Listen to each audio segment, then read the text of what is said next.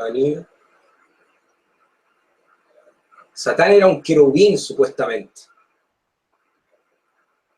Un querubín, claro. Y poseyó un ser reptil humanoide llamado Nahaj. Nahaj.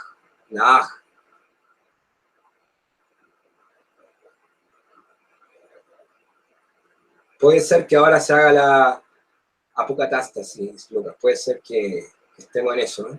En ese proceso.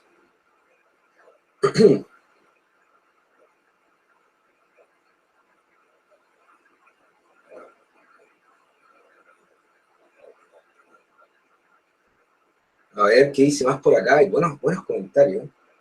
Pienso que a Satanás o el diablo y sus cientos de sinónimos lo inventa él mismo, hombre, para poder explicar su naturaleza débil, mala, inocua del mismo humano, en contraposición de la buena que tenemos, una especie de visión de la realidad, de ver el malo en el exterior y todo ese dualismo. A ver, ahora volvió Pablo. Pablo, ¿nos escuchas? ¿Qué dónde me perdí? Ah, o sea, tú seguiste... Yo seguí hablando como un loco. ¿Qué pasó? ¿Qué Sí. pasó? A ver, estamos en la visión neoplatónica, Sí. ¿cierto? Y bueno, específicamente no te sabría decir, pero estamos viendo lo que era el logismoi, el logos, ya habíamos pasado el logos también, y todo eso. Pero si quieres, bueno, puedes hacer una conclusión más o menos simple, porque quiero hacerte algunas preguntas, Pablo, y el tiempo pasa.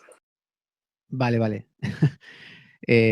Bueno, no sé dónde lo dejé, pero básicamente de lo que hablábamos era que hay un 1, lo explico más rápido, que se expande en un nous, que es como una mente universal, es la que contiene todos los ángeles, dioses, todo lo que existe, y que es intocado por nosotros, no lo podemos tocar, es demasiado sutil.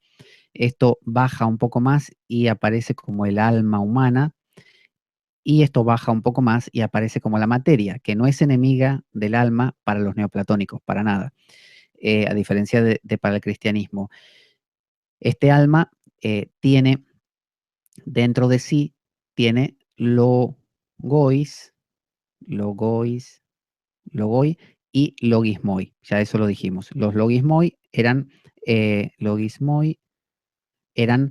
conductas, emociones que tenían que ver con esto, con el contacto con la materia. Los logoi eran ideas bien puras que descendían del nous y que simplemente se revestían en nosotros de características culturales, ¿no? Según, no sé, el héroe para nosotros puede ser Rambo, pero eso es un logoi disfrazado con nuestra cultura determinada. Luego, el tema estaba en que ese uno se expresaba con dos energías llamadas Cristo, ¿no? O si queremos logos, en términos neoplatónicos, y el mal podía ser tanto Satán como, obviamente, esa tendencia al logismoi y a la materia. Entonces, Satán es la energía que, digamos, nos saca de Dios, del uno, y Cristo como el logos, como la palabra que habla y te viene a contar la historia de que tenés que regresar al Padre, a través de la voz de Buda, a través de Cristo, a través de Mahoma o quien fuera.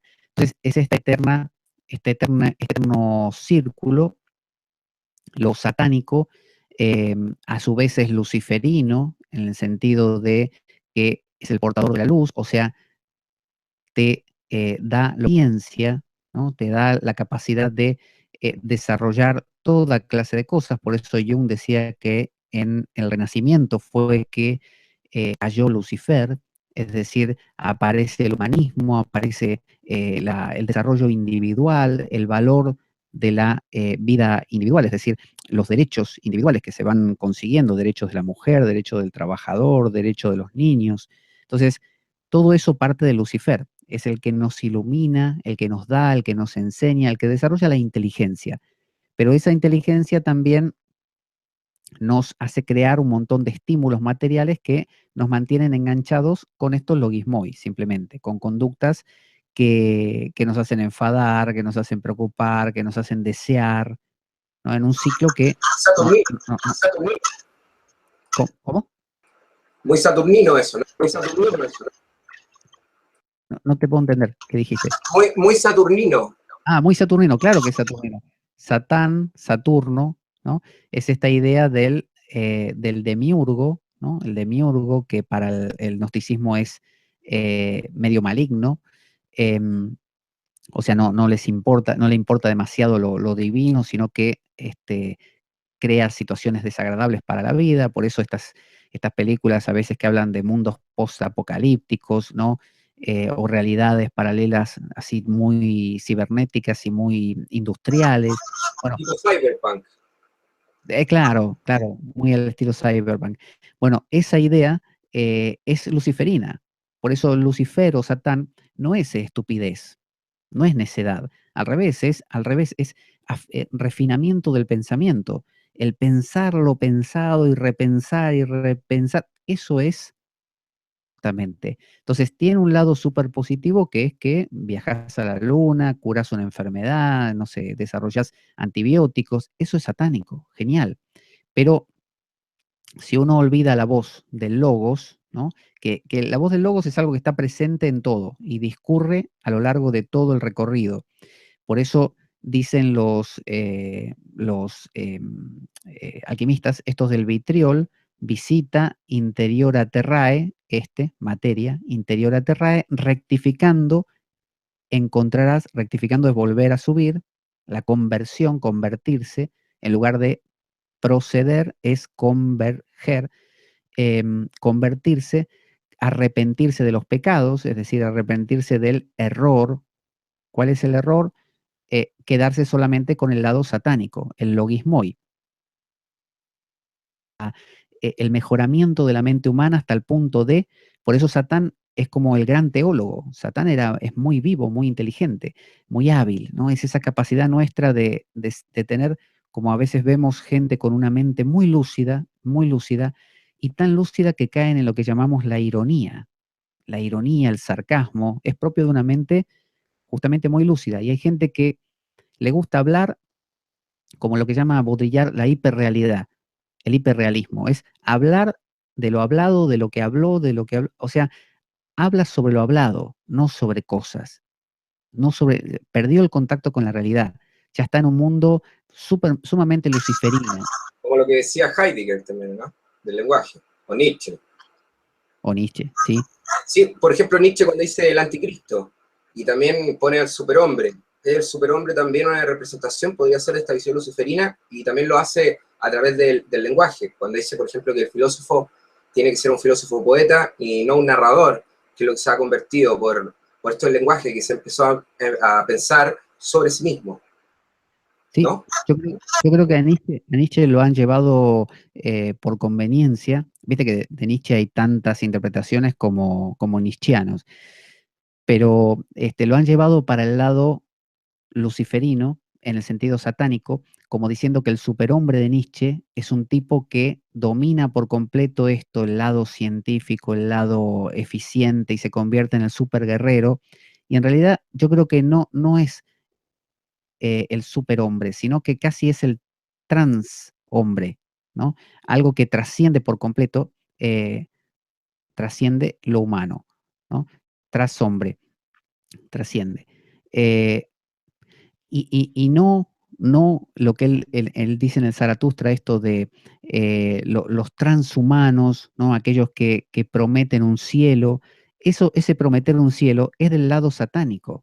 Prometer un cielo, prometer ganancias, prometer, no sé, si sos musulmán te morís y te encontrás con no sé cuántas vírgenes a tu disposición, eso es satánico, eso es del pensamiento, eso es querer sacar partido de algo, es darle vueltas a algo. En cambio, el camino de Cristo, del Logos, es un camino justamente de renuncia a la materia y regreso al nous. Por eso el nous se contempla, se participa de él, ¿no? Sin poder más que participar. Y en términos cristianos es contemplar a Dios, abrirse a Dios, ¿no? Que Dios haga de mi alma lo que quiera. pero en el neoplatonismo no hay un rechazo de la materia. Justamente hay una idea del eterno retorno de Nietzsche, de circularidad. O sea, con el Cristo regreso al uno y luego Satán me saca del uno y volvemos así. Esa es la idea de eterno en los hindúes.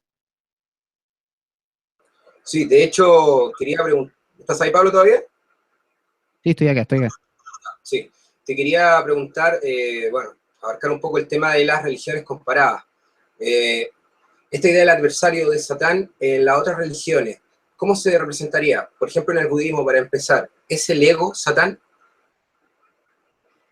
Las otras religiones siempre tienen que ver con cómo nosotros, de ese uno que todo ser humano intuye como una totalidad, cómo lo revestimos según nuestra cultura y según lo que a esa cultura le va pasando.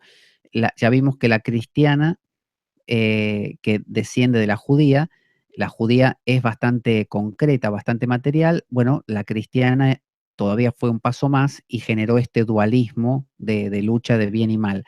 Pero las religiones orientales en general no han seguido ese camino. Las orientales tienen la idea de que todavía, de que ese Satán que sale por un lado y, y ese Cristo que sale por el otro, ellos es como que dicen, no, me doy cuenta que son la misma cosa, ¿no? Por eso los budistas, eh, el budista, por ejemplo, dice, existe el samsara, ¿no? El mundo de cotidiano, el samsara, el mundo del nacer y morir, el de que me pasan cosas, y el nirvana, que es extinguirme. ¿Qué es el nirvana? El nirvana es volver al uno. Eso es nirvana. Nirvana significa que una vela, así, yo la soplo y al soplarla se apaga. Al apagarse la vela, eso significa nirvana, extinguirse. Entonces, cuando se extingue, ¿qué pasa? ¿Se acabó la historia? No. Nada. En los 10 toros del Zen, o otra vez me quedé solo. Se escucha perfecto. Vale, vale.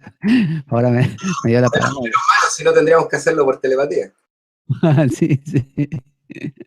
En los 10 toros del Zen son 10 viñetas, ¿no? En la primera aparece un tipo que está buscando al buey, en la segunda como que lo encuentra, en la tercera lo logra montar, en la cuarta y así. Y en la número 9 aparece un símbolo así como de, ese símbolo japonés, que es como de nirvana, como de totalidad, ¿no? Y que a veces se lo hace, creo que con 2 puntitos aquí o aquí arriba, no me acuerdo. Entonces, uno dice, bueno, y se acabó la historia ahí, ya está, llegó al nirvana. No, en el décimo, en la décima, aparece el mismo hombre, solo que ahora es gordo, y aparece caminando y tiene en sus hombros unos odres de vino, y recoge todas las porquerías que le dan los niños en el camino, y tiene unos chorizos también, y sonríe.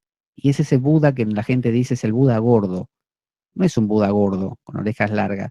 En realidad, no es el Buda Gautama, es la imagen de un chino que la gente decía, este hombre está iluminado, es un Buda, porque está siempre contento. Bueno, ese es el volver al mercado, le llaman, volver al mercado. Es decir, yo hago todo este camino, que es el camino de regresar a la fuente, aquí. Yo conozco a varios así. ¿Conoces a varios así? Bueno, pero por eso mismo decía antes, hay que notar, de estos hay dos clases. El que realmente practica la imaginación activa, es decir, activamente se conecta con el uno, y los otros que o bien no se conectan nada o pasivamente les bajan algunas cosas y nada más. Pero hay mucha gente que, o sea, el tonto y el loco tienen un punto de contacto, el santo y el loco también, y no son lo mismo. Se comportan parecido, pero no son lo mismo. Entonces, realmente participar del uno es lo que hace la diferencia. Si uno no participa del uno simplemente porque coma chorizo, beba vino y tenga una barriga inmensa, no es un iluminado, no es un Buda. La iluminación tiene que ver con participar del uno desde el alma, desde la tierra, desde abajo.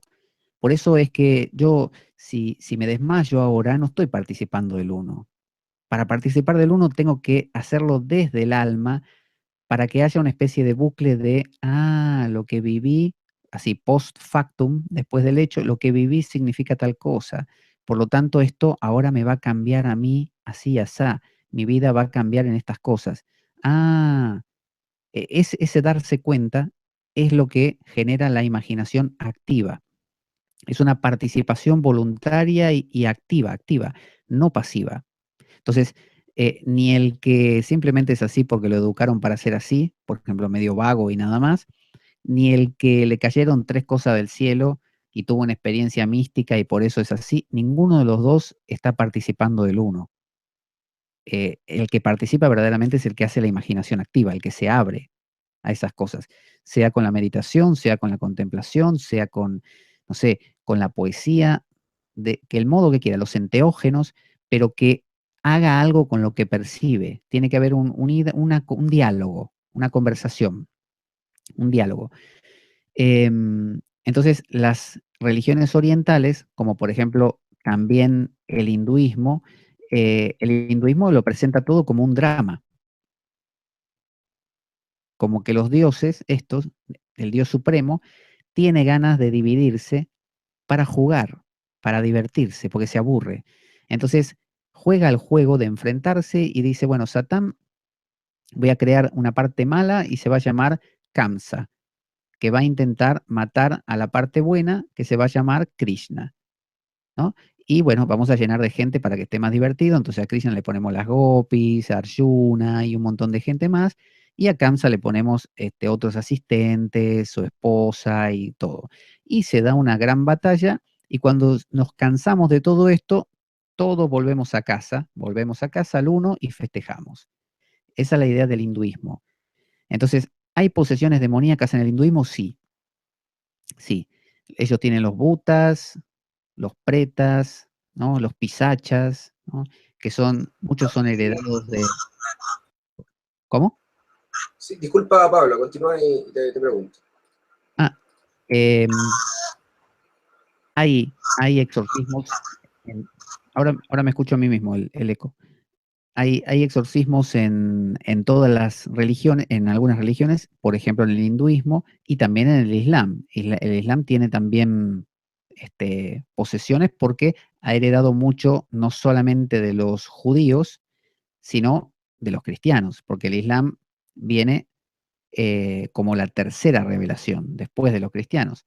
Entonces, viene como lo último. Entonces, coge cosas o toma cosas de los dos. Entonces hay inclusive creo que es la Sura Al-Falaq, habla justamente de liberarse de Saitán, ¿no?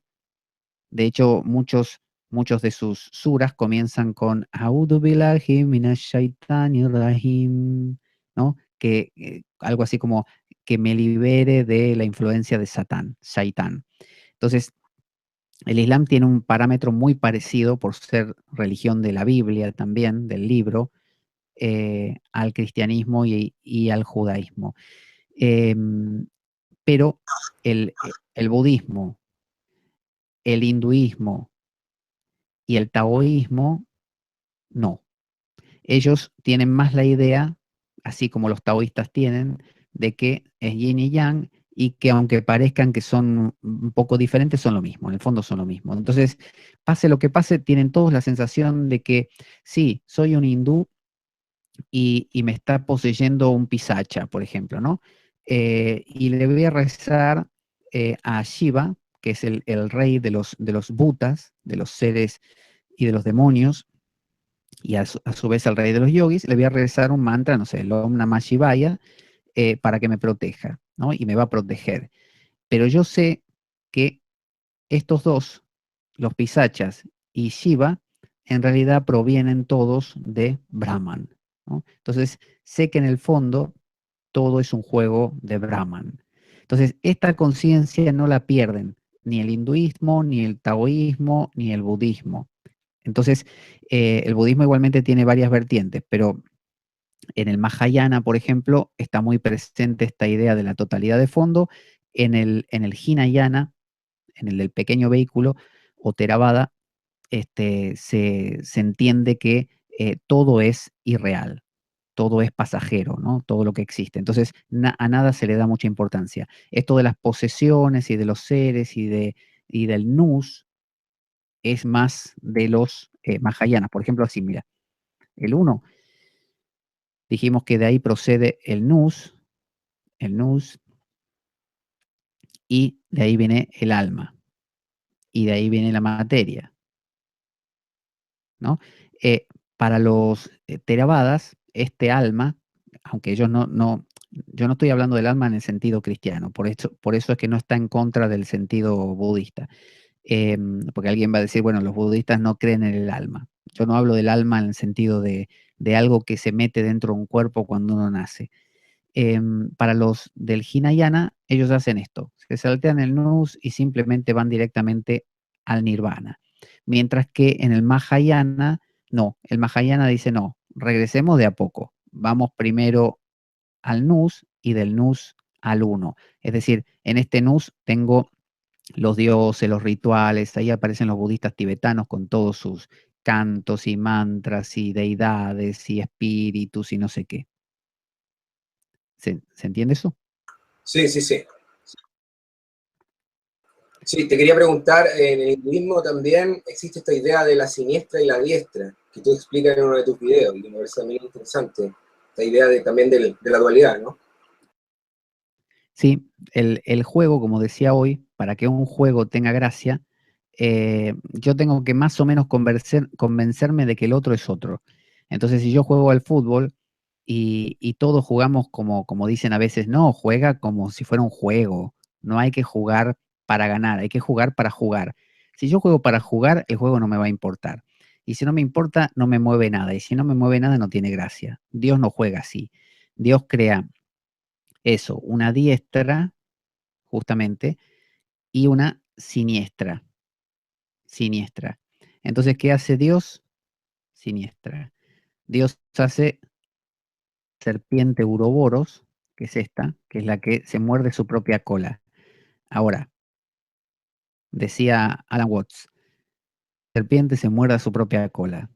¿Cómo hago yo para convencer a la serpiente de que se muerda la cola? La serpiente no es idiota. Va a saber que su cola es su cola y no se la va a querer morder. ¿Cómo hago yo para que se coma la cola, se muerda la cola? Bueno, tengo que en alguna parte de la serpiente generar una parte tipo un callo, algo que sea insensible, para que la serpiente sienta esta parte hasta acá y esta otra parte no la sienta. Y al no sentirla, la serpiente va a decir, ah, ahora entiendo, esto es otro. Y esta parte de acá soy yo. Entonces, ahí se muerde la cola. Y ahí es donde el juego comienza. Para que el juego exista, tiene que haber alguna zona insensible. Si yo sé que el otro al que voy a matar en la guerra es yo, tiene las mismas cosas que yo, le pasan las mismas cosas, no lo voy a matar. Para ir a matarlo tengo que convencerme de que el otro es el diablo. El otro es un maldito que nos quiere matar y eliminar y son los peores que quieren violar a todas nuestras mujeres y bla, bla, bla. El otro, siniestros. Entonces, para que el juego tenga gracia, tiene que ser muy malo. Tiene que ser muy malo.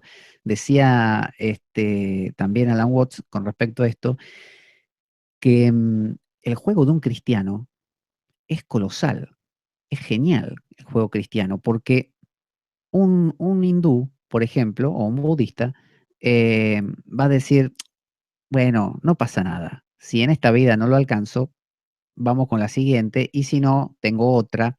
Y si meto la pata, bueno, el karma me fastidiará, pero después viene otra y otra. Eh, el cristiano no. Al cristiano le dicen, mira, cristiano, tenés una sola oportunidad. Lo haces bien y te vas al cielo. Lo haces mal y te vas al infierno, pero para siempre, para siempre. Y si lo estás haciendo bien y en el último momento de tu vida, cuando falta un segundo para morirte, tenés un mal pensamiento o un pecado o algo, te vas al infierno. O sea que el nivel de tensión del juego cristiano es el más grande que hay.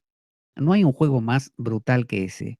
Es jugártela toda. Es como ir al casino y jugar a la ruleta, ¿no? Tenés una ruleta y según el juego hindú, es como si apostás, no sé, al color no sé, rojo, ¿no?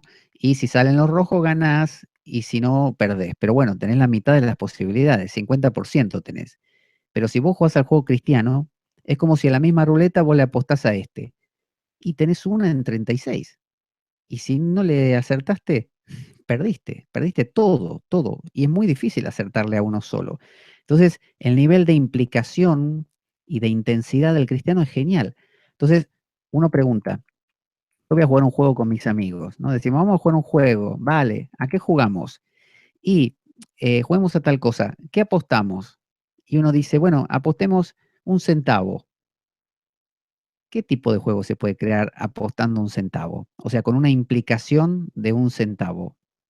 Un juego aburridísimo, porque a nadie le va a importar, porque si te ganan no te importa, porque perdiste 1 centavo. Pero viene otro y dice, no, ¿sabes qué? Vamos a jugarnos, no sé, 1.000 euros. 1.000 euros. Bueno, ese es un juego. Ese es el juego cristiano. Entonces, dice Alan Watts que el hindú, cuando el cristiano, cuando ve a los cristianos jugar su juego, el hindú aplaude y dice, qué grande, qué nivel de emoción que tiene esta gente. Nosotros en Occidente jugamos el juego cristiano. Es un juego de todo o nada. Si, ¿se escucha? Estoy... Perfectamente. Gracias.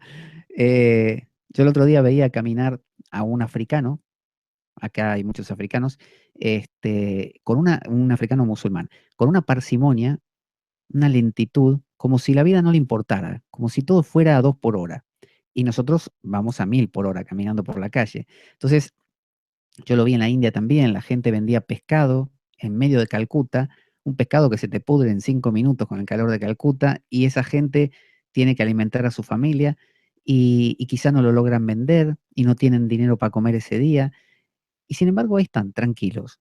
En cambio, nosotros vivimos con otros parámetros. Nuestros parámetros son de no para ahora, para ayer quiero las cosas, ¿no? Comida rápida, café instantáneo, comemos mientras caminamos, caminamos mientras comemos, mientras hacemos el amor estamos pensando lo que vamos a hacer dentro de un rato. Es decir, es así.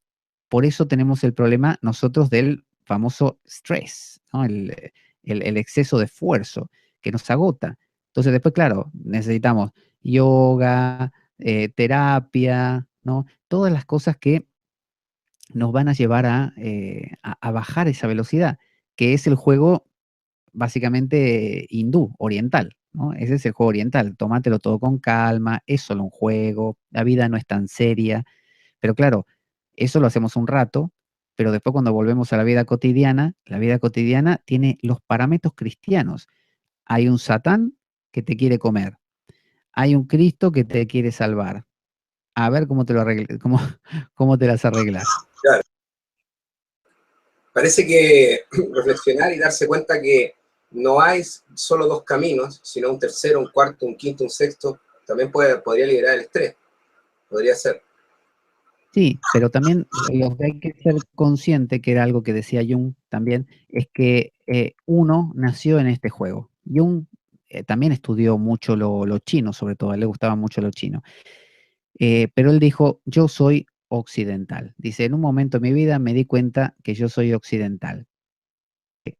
Desde, no sé, desde el edificio que tengo enfrente está hecho con parámetros occidentales, el lápiz que uso tiene un parámetro occidental, la ropa que uso es occidental, todo está enfocado en esa dirección. Por lo tanto, a veces pretender desde Occidente vestirme como un hindú, hacerme marquitas en la frente como un hindú o como un musulmán o lo que fuera, sí, uno puede transformarse bastante, pero en el fondo, fondo, tus huesos, tus tuétanos acaban siendo siempre occidentales. Y a veces ocurren esas cosas tan desagradables que es cuando un occidental se mete en una religión oriental y cuando te cuenta cómo es, te das cuenta que te está hablando del cristianismo, porque no te está hablando del hinduismo como es. El hindú se reiría de eso. Si no, miremos lo que es el yoga. Yo soy profesor de yoga y doy clases de yoga, y lo que doy aquí en Occidente, sé que es esto, es puro Occidente, no es el yoga oriental. Un yogi se reiría de lo que doy yo en una clase, porque estamos hechos para otra cosa. Aquí nadie va a soportar estar inmóvil, estar en silencio, meditar, permanecer mucho en una postura.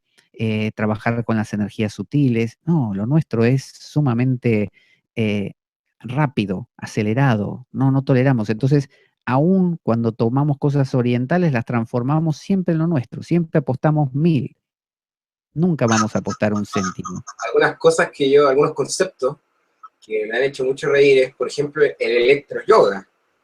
Esta idea de hacer, por ejemplo, yoga con dubstep, una cosa que es bastante moderna. Ah, el electro, bueno, yo doy eso también, así, con dubstep, no dubstep, pero Claro, electro house, esas cosas. claro, Eh, justamente algo muy occidental. claro, si yo doy yoga en un gimnasio y tengo que buscar que el occidental que viene a practicar se hable el mismo lenguaje y es un gimnasio, bueno, tendré que dar un yoga que incluya cosas más rápidas, una música más intensa, de manera que eh, si yo le doy algo radicalmente contrario, ¿no? Mira, yo lo plantearía así. Osho, por ejemplo, este maestro famoso hindú, él decía, si yo te pongo a meditar así, ¿no? Te digo, mira, sentémonos en silencio 2 horas, por ejemplo. La persona lo que va a hacer es enfadarse e irse. No lo va a soportar, porque esa persona llega de un nivel de estrés muy grande, ¿no? Llega así y esto le resulta demasiado raro, demasiado radical, no lo puede soportar. ¿Qué es lo que puede soportar? Entonces dice Hoyo, yo me inventé un montón de técnicas donde la gente baila, ¿no? Así, baila, canta, salta, ¿viste? Todo eso que llamaba él meditaciones dinámicas, ¿no? Entonces, claro, eso sí lo entendía la gente. Y una vez que dinámica. Una vez que gastaste toda la energía, este estrés, te lo gastaste acá saltando y bailando, fácilmente esa persona queda descansando y se acerca mucho más, a veces se duerme, pero se acerca mucho más a la que es la meditación y a veces de ahí puede sí sentarse en meditación. Parece que cuando uno se cansa, después es más fácil meditar, o sea, es más fácil conectar. El cuerpo está... Sí, Sí. sí, Pablo, porque uno, dime. sí, en realidad quería cambiar un poquito de tema, siguiendo con la cosa de Satán, porque tú mencionaste a Jung y mencionaste, digamos, al Renacimiento italiano. Y Sí, curiosamente, el tarot creo que proviene del Renacimiento italiano. Y en el tarot, en la carta número 15, que es el diablo, eh, también está la figura de Satán. Y creo que es la sí. figura moderna que nosotros hemos adoptado porque se parece mucho a la figura de Baphomet, del Baphomet templario, y que también posteriormente toma Eliphas Levi. Entonces, ¿cómo sería esto de, bueno, este tarot que aparece, ¿cierto? Y que refleja el diablo en sus cartas en todo el Renacimiento italiano. Y luego, Mm. cómo se relaciona al Baphomet y posteriormente va a pasar a ser la imagen moderna de Satanás. Bueno, el tarot, en realidad, como tú bien dices, proviene del Renacimiento, es más o menos del 1500, ¿no? Por ahí. El tarot nace en Italia, aunque sea uno de los más antiguos, el marsellés, básicamente porque los italianos querían copiar a los franceses, como siempre pasa, y sacaron un tarot llamado marsellés, pero salió de Italia. Los tarocchi. Y hay alguno más antiguo también, como el Visconti Sforza, que lo encargaban algunas familias poderosas, porque era muy caro, se hacían a mano y bueno, toda una historia que ahora no viene al caso para no alargarlo. Eh, el tarot básicamente lo que hace es los logoi, es decir, ese revestimiento, ese ponerle ropa, cara y forma a lo que existe en el nous, en el mundo de los dioses, de los ángeles, a ese mundo, le da cara y forma. Bueno, eso son las cartas del tarot, son las 22 cartas del tarot. 22 cartas son, 22. Una de ellas, la número 15, como bien decías, es la, ahí, la carta del diablo, la 15. Y bueno, en el Marsellés no tiene la misma imagen de la de Eliphas Levi, sino que tiene una imagen bastante particular de un ser que tiene también una cola, así esa famosa cola en punta, que tiene unos cuernitos también, que, bueno, esto se hereda de la tradición.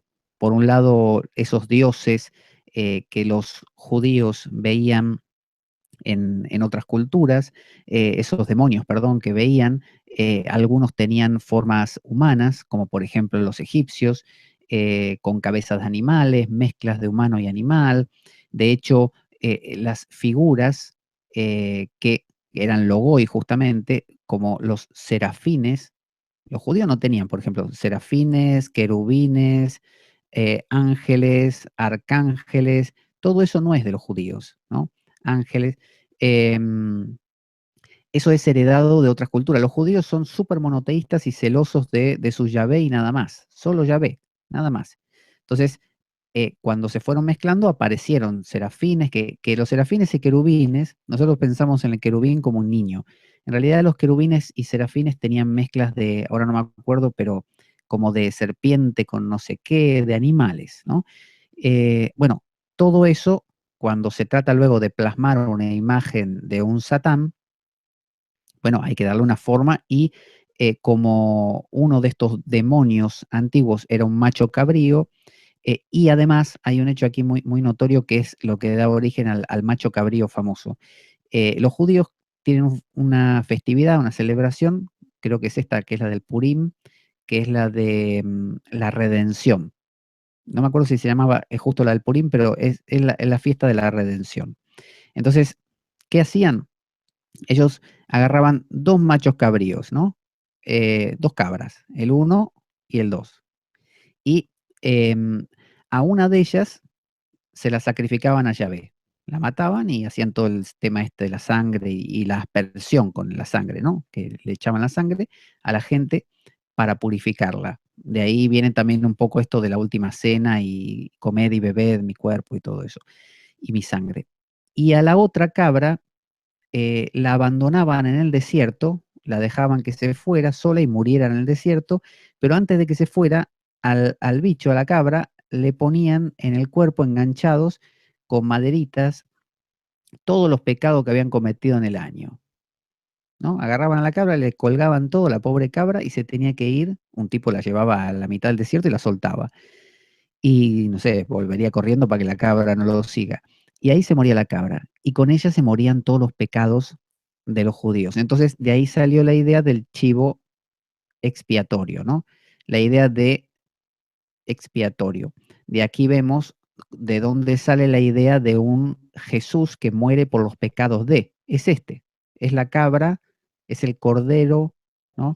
Que muere por los pecados del mundo. Es la cabra.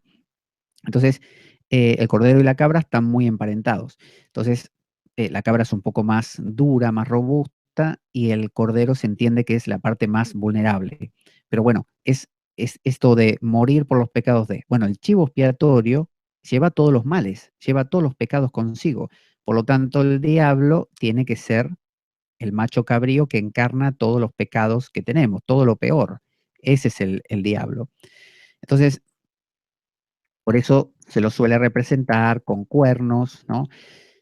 Además de por otras religiones griegas, por ejemplo, mistéricas. Acordémonos que mucho de lo que vino al cristianismo vino de religiones mistéricas griegas, como los misterios de Eleusis, ¿no? Los de Demeter, las bacanales de Dionisos, las bacanales, y y todo eso tenía que ver con fiestas, las bacanales orgiásticas y las de Eleusis no sabemos en qué consistían porque eran secretas, pero eran mistéricas. Bueno, de ahí venía toda la idea de, por ejemplo, el sabbat de las brujas, ¿no?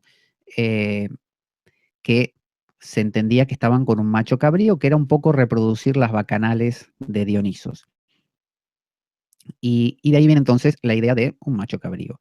Entonces, en el tarot de Marsella se lo representa, como tú dices, con esa forma, teniendo algo en las manos, que es como una especie de candela, de vela encendida.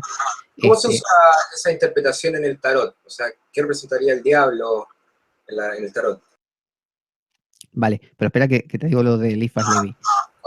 Y esto en el tarot de Edward White, que White así, no White de blanco, sino así, que era un colega de Crowley, ¿no? Ambos pertenecían a la Golden Dawn o logia del Alba Dorada, Dawn, eh, Dawn.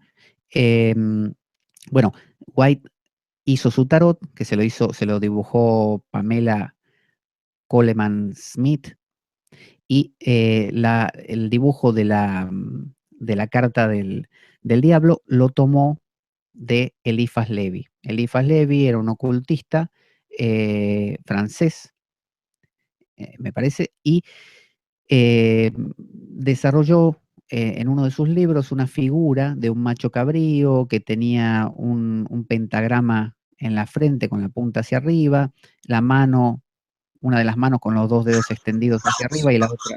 Ahora lo estamos mostrando en pantalla. Estoy mostrando en pantalla por un segundo Vale. una serie de diablos que aparecen en distintos mazos de tarot.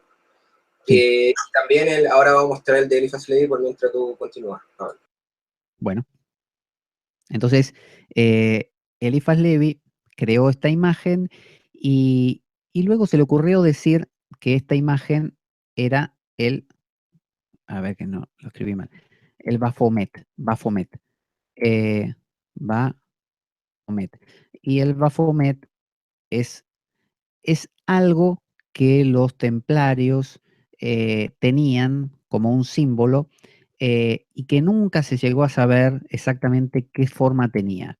Lo único cierto es que agarraron a los templarios los agarró la Inquisición en un momento de su historia, los sometieron a todo tipo de torturas, ¿no? Los metían en de repente esas camas donde los le tiraban de un lado y del otro, y algún templario dijo alguna barbaridad, no sé, nosotros adoramos a no sé qué, un macho cabrío, porque era lo que los inquisidores querían escuchar. Entonces, con todo eso que dijeron y con algunas cosas más, la idea de Eliphas Levi de plasmarlo en un macho cabrío, bueno, cuajó. Entonces, muchos dijeron eso es el Baphomet, pero en realidad el Baphomet es más un símbolo alquímico, según dice Fulcanelli, un alquimista muy conocido, un símbolo alquímico que tiene la luna de un lado y el sol del otro, que tiene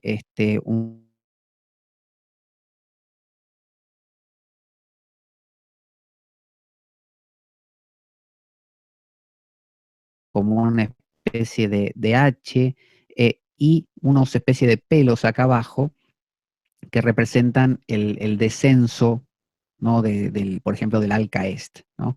Del Alcaest, que es como si fuera una especie del Espíritu Santo, ¿no? Que desciende desde lo alto. Y esos, algunos dijeron, claro, son los tres pelos del diablo, que representa la barba del macho cabrío, con razón. Pero bueno, es más un símbolo que tiene mucho contenido y que los templarios lo plasmaban en distintos lugares como símbolo de todo el proceso alquímico, de todo el opus o de toda la obra alquímica. Pero bueno, como siempre, lo más llamativo vende. A todos les gustó el Baphomet de Eliphas Levi y porque tiene forma humana, es un macho cabrío. Exactamente, Pablo. Bueno, hay muchas preguntas en el chat y vamos a pasar a leerlas para ya ir finalizando esta emisión. Vale. Estamos claros que esta imagen del macho cabrío de que crea Eliphas Levi, de Baphomet, es la clara imagen del diablo moderno. Yo creo que ha pasado a ser la imagen que todos conocemos. Voy a compartir el chat. Perfecto. Bueno, por ahí hay una pregunta de Hugo, dice, ¿de dónde salieron o quiénes crearon nuestras debilidades? Creo que nos falta mucho evolucionar para realmente convertirnos en seres de luz. Estamos a años luz de alcanzarlo. ¿De dónde surgen estas debilidades, Pablo? Eh, por empezar, para responder, yo quiero aclarar que no soy Dios mismo como para saber exactamente cuál es la razón. Una aproximación para Sí, la sí, pregunta tal cual, sí. sí, sí, sí. Ya dijimos que para que haya un juego tiene que haber un malo y un bueno.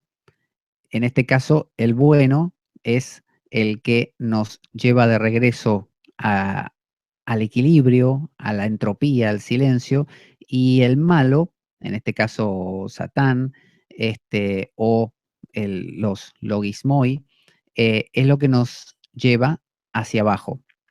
Uno se pregunta, y entonces, ¿por qué existen los logismoi? ¿Por qué existe Satán? ¿Por qué existe el mal en el mundo?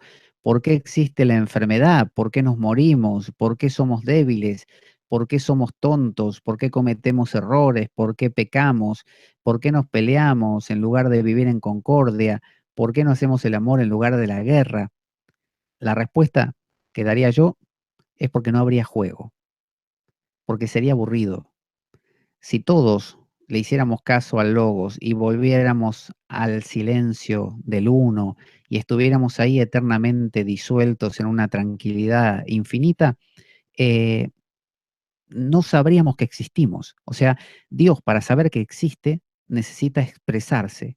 Ya lo dijimos al comienzo, si yo quiero saber si estoy acá, necesito que haya otra cosa para que yo me entere que estoy ahí. Entonces, ¿qué hago? Cojo, no sé, una botella y me la doy por la cabeza, me la golpeo en la cabeza. Entonces, al golpeármela digo, oh, la botella es más dura que mi cabeza, por ejemplo, y me duele. Y eso me indica que estoy aquí. Entonces, gracias a la botella, yo sé que existo y sé cuán dura es mi cabeza. Bueno, O de sea, la misma manera, la botella es el maestro, la maestra. es el maestro.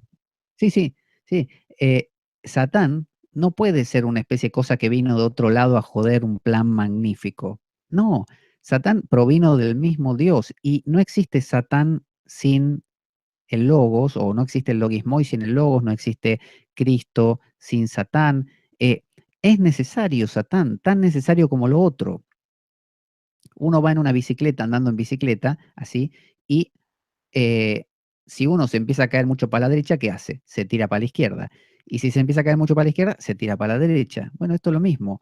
Cuando hay mucho logos, volvemos todos a casa y hace falta algo. Entonces, si yo tengo, por ejemplo, un hijo, ¿no?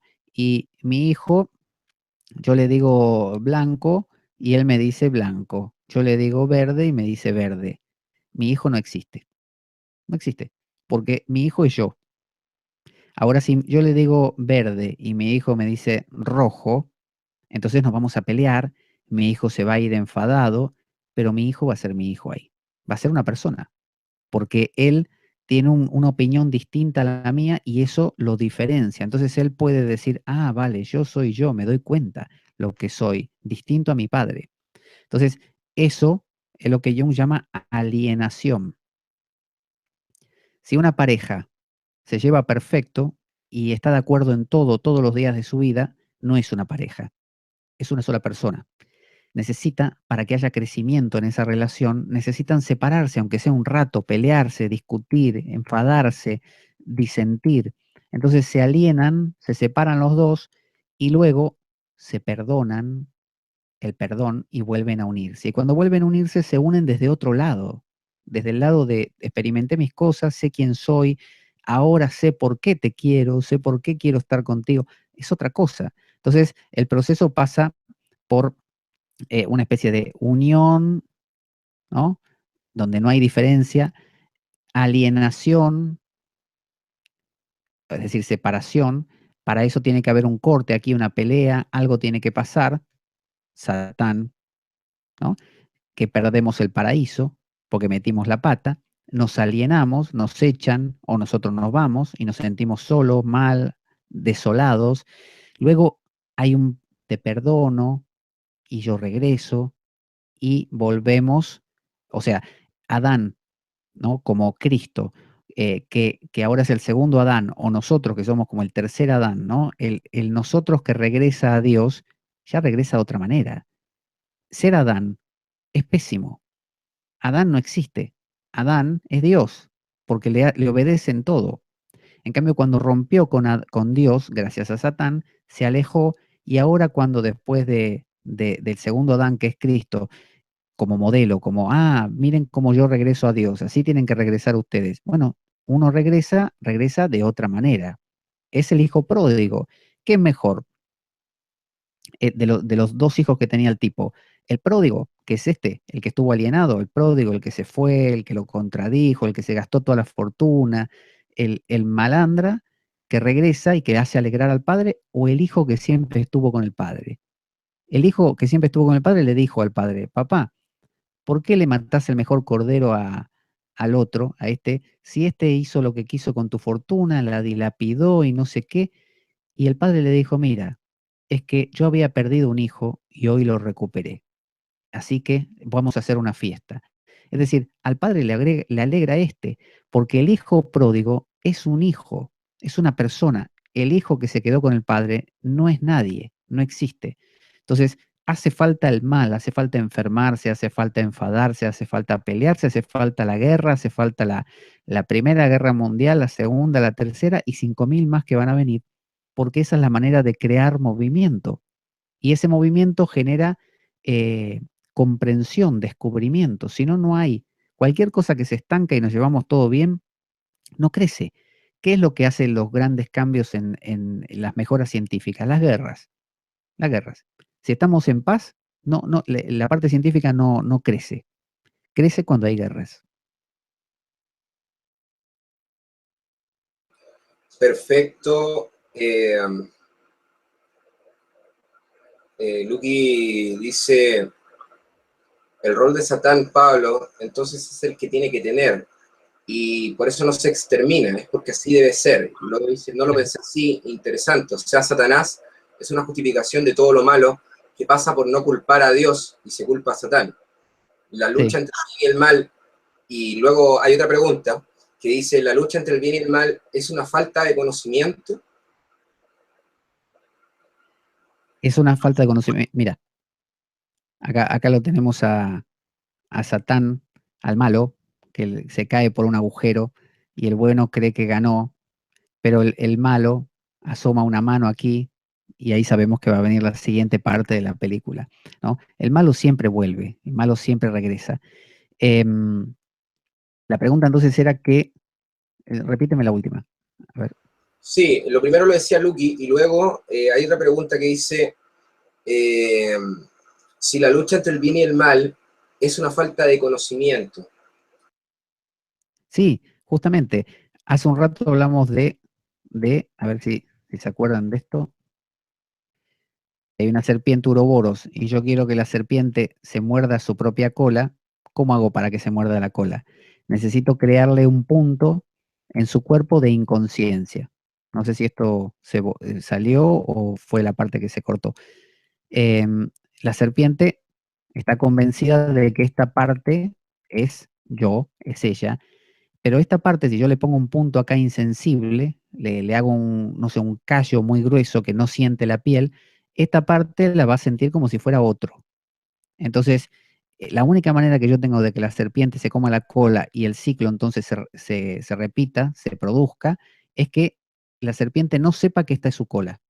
Entonces, si, si yo logro generar una buena distancia entre lo bueno, entre el bien y el mal, y convenzo a alguien que son dos cosas completamente distintas, a lo cual llamaríamos por eso mismo ignorancia. Si yo ignoro que Satán y Cristo son la misma cosa y están simplemente polarizándose para generar una dinámica, si lo ignoro, compro la idea y me engancho y me entusiasmo y me enfado y todo, y ahí tengo todo el dilema, el juego cristiano con toda la intensidad del mundo y por eso es maravilloso, justamente. Entonces, el juego cristiano solo se puede dar en la ignorancia, claro. Si no tengo ignorancia, si no ignoro esto, si la serpiente se da cuenta, claro, me pusieron un anillo ahí para volverme insensible a la piel, me la anestesiaron, por eso creo que, como cuando uno se despierta por la mañana y se durmió arriba de un brazo, que dice, este no es mi brazo, hasta que, claro, la mente dice, no, este es mi brazo, lo que no lo sienta no quiere decir que no sea mío. Pero imaginemos que se genera realmente esto y nos convencemos, pero 100% que no es mío, o sea, ignorancia, lo ignoro por completo. Si lo ignoro por completo, compro el juego y el juego se produce. Entonces la ignorancia es necesaria. Si no hay ignorancia, no hay juego.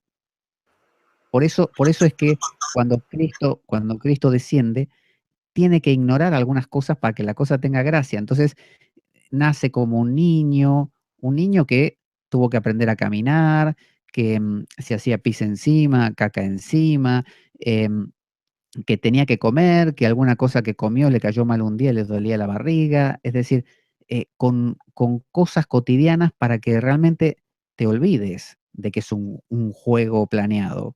Te tenés que olvidar. Y el diablo lo mismo, tiene que estar convencido de que odia por completo a Cristo, si no, no tiene gracia. Perfecto, Pablo. Muchas gracias, Juan Rodri, por esa pregunta. Lucas, Lucas Assi dice, y el camino inverso, porque los malos se rodean de malas acciones y por ahí son algo bondadosos con sus queridos. Si hacer el bien atrae el mal, hacer solo el mal atrae el bien.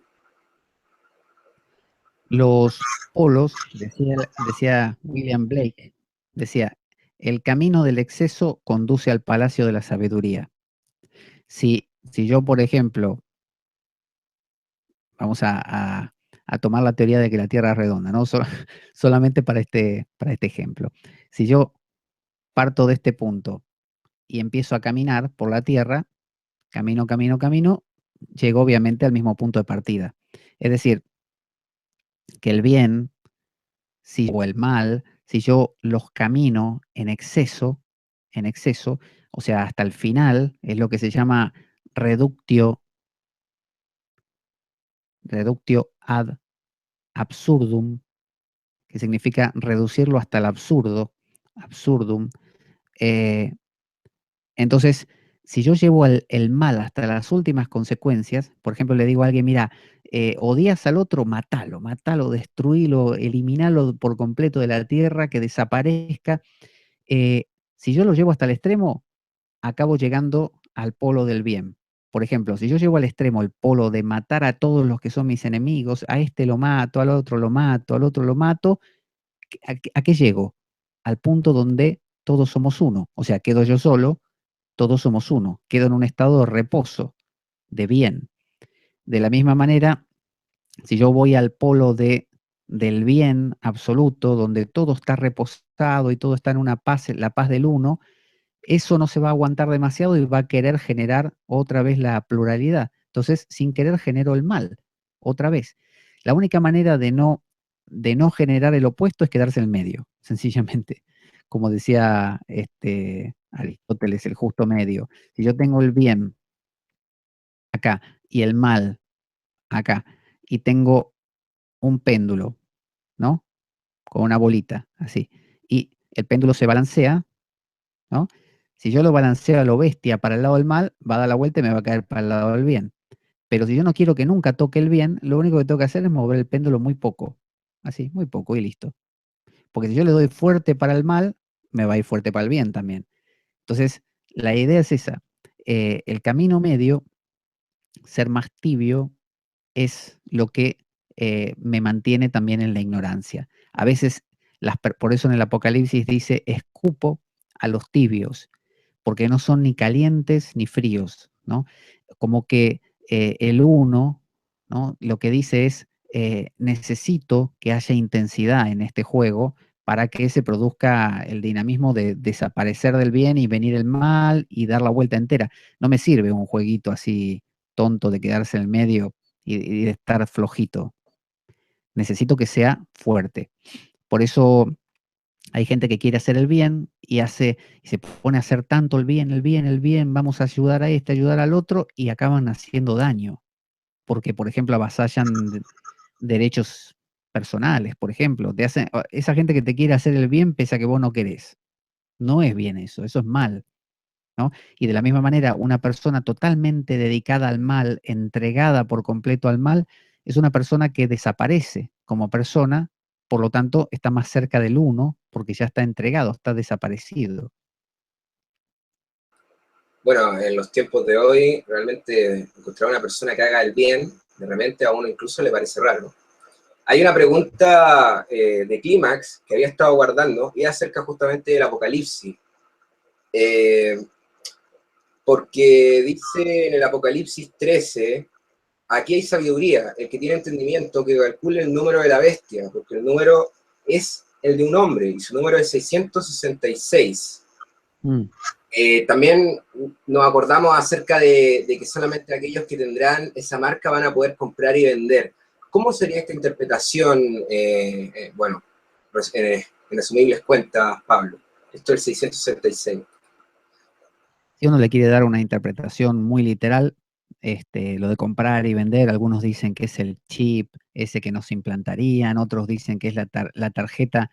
Yo me acuerdo, había un programa de la Iglesia Electrónica cuando yo era chico que se llamaba El Club, alguno lo recordará, el Club 700, que un comediante argentino hacía una burla de esto, el Club 2,50, una cosa así. Bueno, el Club 700 hablaban de que las tarjetas de crédito iban a ser aquellas cosas que el diablo ya estaba poniendo como marcas y que la gente iba a comprar y vender con el plástico de la tarjeta, no sé qué, pero a la vez ellos pedían todo el tiempo donaciones que en Estados Unidos, ¿con qué las van a hacer? Con tarjeta. Entonces era como una especie de cosa contradictoria, que se decían que la tarjeta era el diablo, pero pedían donaciones que se hacían con tarjeta. Son esas especies de tautologías raras. Esa es la visión literal.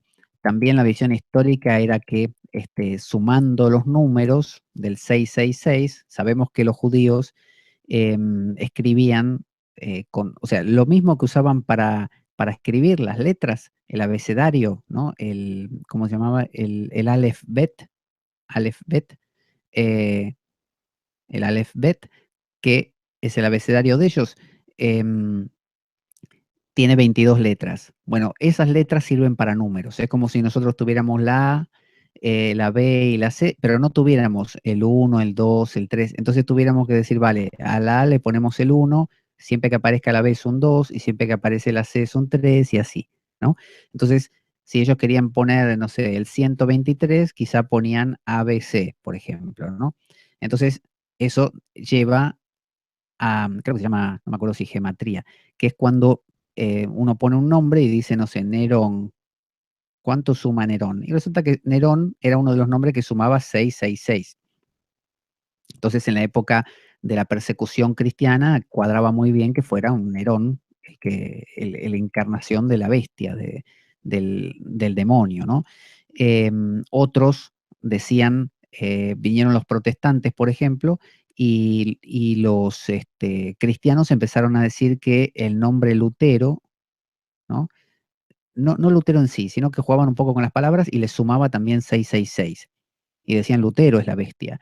Y a su vez, los luteranos o los protestantes sumaron los números como si dijéramos Papa del Vaticano, y sumaba también 666. Y después lo iban aplicando a todo, y de repente van a terminar aplicándoselo a Corea del Norte, y van a decir que el King Kong no sé cuánto también es 666. Eso es aplicarlo como uno quiera, porque todos sabemos que el alfabeto, según como uno lo tome, por ejemplo, uno dice, sí, A, B, C y la CH la ponemos o no la ponemos. ¿La tomamos como que es una letra más Claro. o usamos la C más la H? ¿La L la ponemos? ¿La ñ la ponemos? ¿La W, la W la ponemos? ¿O usamos dos B cortas? ¿Qué hacemos? Entonces, si uno hace todos esos agregados, o no los hace, o pone una o no, te cambia todo. Entonces, ya Lutero no te suma lo mismo, ya Corea no te suma lo mismo, y así, y Nerón lo mismo. Entonces, esto muestra que también se puede inclinar la balanza para donde uno quiera. Esto es siempre simbólico, el Apocalipsis es simbólico. Entonces, el 6 para los judíos era un número de perfección, porque Dios había creado el mundo en 6 días y descansó el séptimo, ¿no? Entonces, Esto quiere decir una obra bien hecha. La hice bien, ¿no? Una obra bien hecha. Entonces poner 6, 6, 6 es casi como una burla, una mofa, como diciendo el número de la bestia es un número que se mofa de la perfección de Dios, repitiéndolo 3 veces, que es el número 3, es el número de el ego, ¿no? Porque el número de Lucifer, porque si yo agarro el 1 y el 2, ¿no? Como diciendo, tengo una cosa acá, otra cosa acá, la sumo y de la síntesis de las dos me da una tercera cosa, ¿no? El 3. Este 3 es el resultado, el hijo. Por ejemplo, yo me junto con un amigo y se nos ocurre una idea. Esta es la idea. Este es el producto, nuestro hijo, nuestra idea. Entonces, es el número del ego, porque el ego hace eso. El ego está hecho para crear cosas todo el tiempo. Es un centro generador, ¿no? El ego utiliza la memoria, la voluntad, el deseo, todo para generar cosas. Entonces, como está hecho 3 veces, es como decir la perfección de Dios al servicio de algo egoico. Entonces, esta es una visión que le da Edward Edinger, que es un junguiano, Edinger, él lo interpreta de esta manera. Pero quiero decir, esta es una manera de interpretarlo, se puede interpretar de muchas otras. Es más, alguien podría decir que yo soy la encarnación del 666 tranquilamente, porque es simbólico. Claro, tú, Pablo, desde luego vas a quedar como el anticristo. A ver, dice, el cristiano es fácilmente manejable porque solo tiene una sola oportunidad. Al sistema le conviene que la gente sea cristiana, con razón mucha religión en Estados Unidos. Lucas dice, Satán era un querubín, supuestamente. Poseyó a un ser reptil humanoide llamado Nahat, o Nahax, o Nahak. Y que bueno, dice que ahí sedujo a Eva, pero es una interpretación. ¿Conocía eso dice? No, no conozco eso de Nahab. Lo único que me acuerdo, se me escucha ahí un eco. Lo único que me acuerdo es, creo que en el libro de los números o en crónicas, aparece un ángel o un ser que hace las veces así de Satán, que es la ira de Dios, que lo detiene en el viaje a un tipo que tiene un nombre muy similar a ese, no sé si se referirá a ese, y hace que, como el tipo no quiere reaccionar, hace que su asno, su mula, hable y le explica al tipo, tenemos que volver, no sigas avanzando. Pero no sé si se refiere a eso.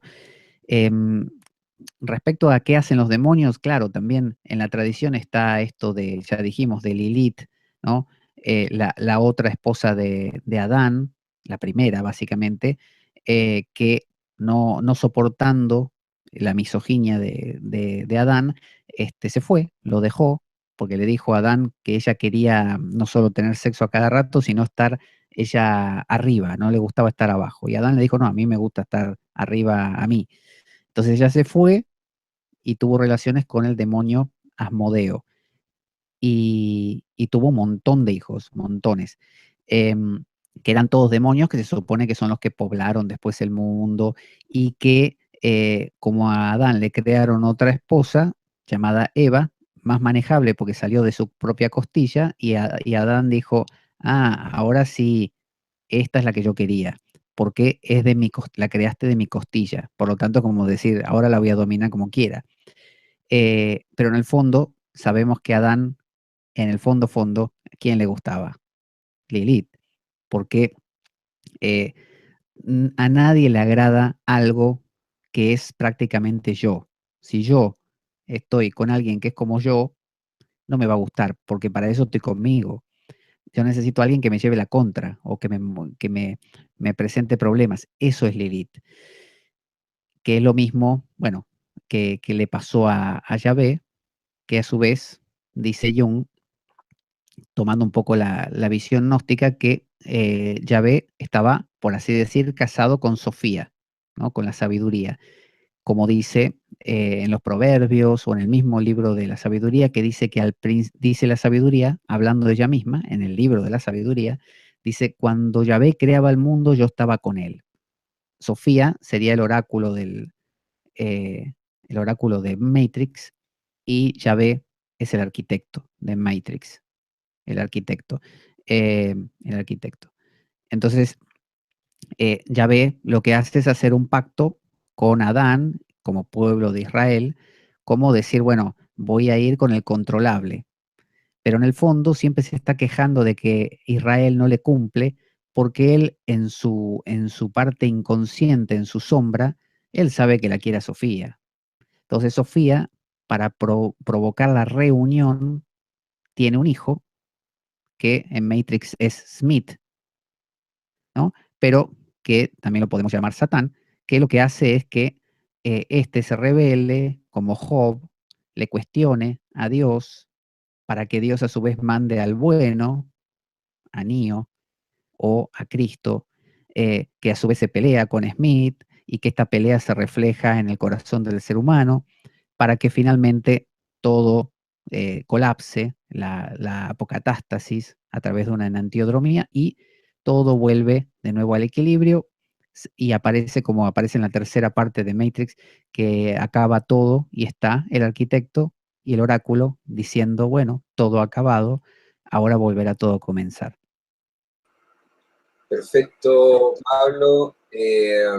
Juan Rodríguez dice, debió llamarse biografía de la autorizada de Dios, resumiendo, Dios es malo y bueno, es Satán y Cristo, tiene que haber el bien y el mal para que exista desarrollo. Y Edith Puggy pregunta, ¿lo malo es malo o es subjetivamente malo?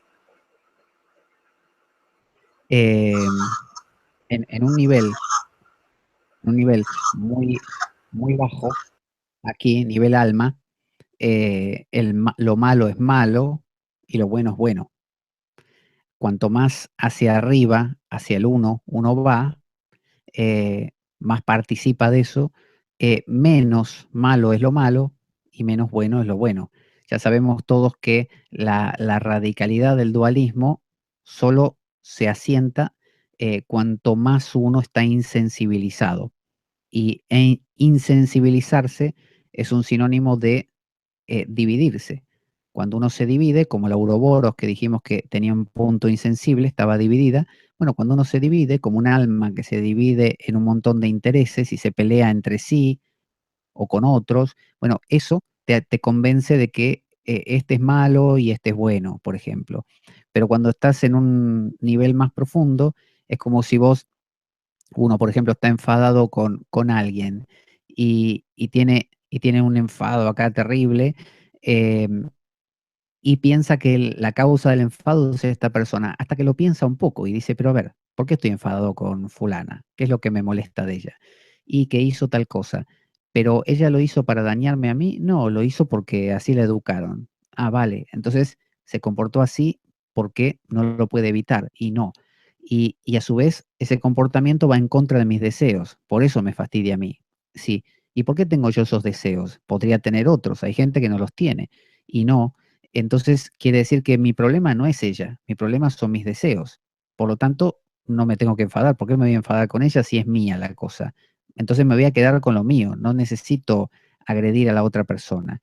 Entonces, esa especie de pensamiento, que es sumamente estoico hacer eso, ese razonamiento es propio de los estoicos, em, es regresar a la unidad. Es decir, en lugar de ser dos, yo y mi enemiga, ahora soy uno, soy yo solo.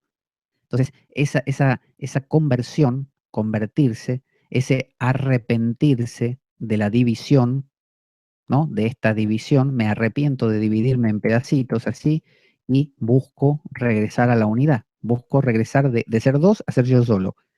De ser yo solo a ser una unidad en mí mismo. Y luego una unidad con el universo, por así decirlo. Pero sabiendo que esto no va a acabar, cuando yo llegue a ese punto, me voy a volver a polarizar. Es así la vida.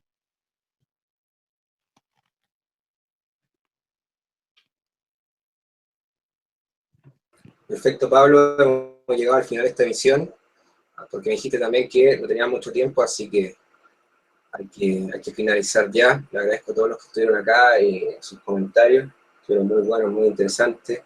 La verdad, me gustó mucho la emisión. Estuvo bastante interesante y con mucha información, Pablo, te lo pasaste como siempre. Les recuerdo que en la descripción de este video debería aparecer el canal de Pablo para que lo visiten y se suscriban. Y ahí también pueden ver las cosas que sube. Está constantemente subiendo videos, haciendo sagas, interpretando películas, otras Interminables. cosas. Sí, hay un material bastante importante. En este momento estoy mostrando en pantalla el canal. Bueno. Así que ya saben, visítenlo, que hay cosas bien interesantes. Y bueno, Pablo, te agradezco que hayas estado acá con nosotros nuevamente. Te Bueno, agradezco, un abrazo. te agradezco a ti, Pascal, y a todos los que estuvieron también, como Carlos, Lucas, no sé si estuvo Richard por ahí también, para todos los que estuvieron haciendo preguntas, participando o simplemente oyéndolo. Para mí es un placer y bueno, espero que todas estas cosas en algo se puedan hacer entendibles. Tengo la esperanza de que sí.